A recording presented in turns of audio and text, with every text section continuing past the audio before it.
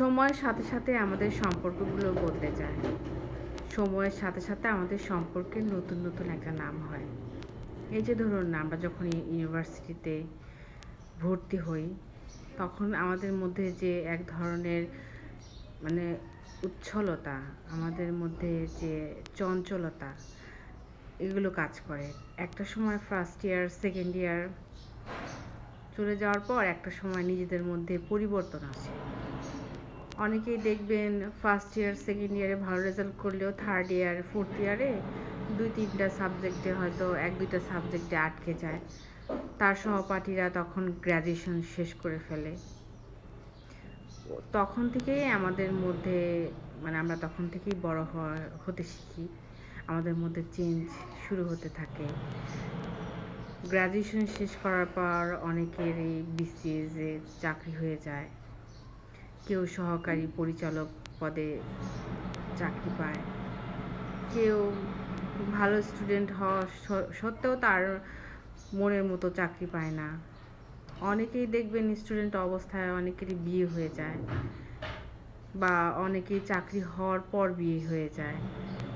অনেকেই হয়তো তাদের আশানুরূপ চাকরি পায় না, বা অনেকেই চাকরি পায় আবার ছেড়েও দেয় পরিস্থিতির কারণে।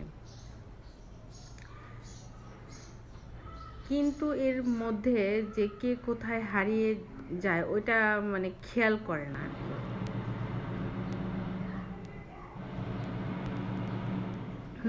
খেয়াল করতে চায় না যে কে কোথায় আছে না আছে। সবাই সবাইকে নিয়ে ব্যস্ত হয়ে পড়ে। হয়তো অনেকেরই চাকরি হয় না, এ কারণে অনেকে কিন্তু ঈদও করতে যায় না গ্রামের বাড়িতে, যে সবাই বলবে এই ছেলেটার চাকরি হয় না, বা এই মেয়েটার বিয়ে হয় না, চাকরিও হয় না। অনেকের কটু কথা হয়ে গ্রামের বাড়িতে ঈদও করতে যায় না।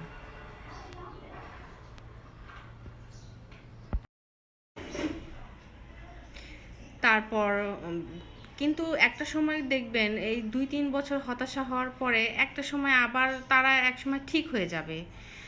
হয়তো কেউ বিজনেস করবে, তখন নতুন নতুন চিন্তা আসবে মাথায়। কিন্তু কেউ আর বসে খাবে না।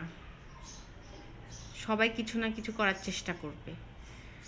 কিন্তু দিন শেষে দিনের সাথে যে সময়ের সাথে যে সময়ের সাথে যে পরিবর্তন, সেটা সবারই হবে। একটা সময় পর কেউ মা হবে, তার নতুন পরিচয় হবে, কেউ বাবা হবে।